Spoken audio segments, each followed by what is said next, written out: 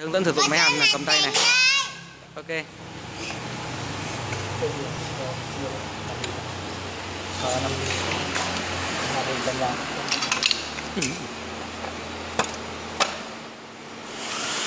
Nó ra thử vào đi. Thế rồi, ok rồi. Nhật đủ nhật chưa?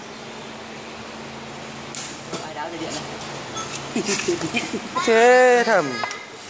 Khảo nào trả lên.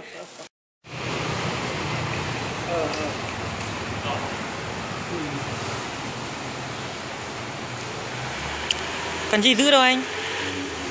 Kệ nó.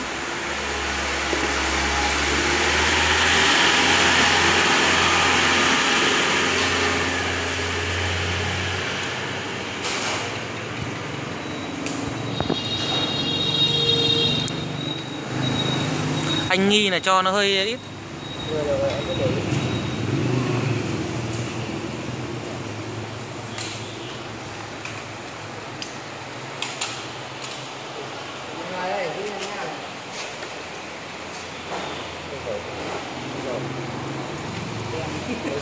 Anh bảo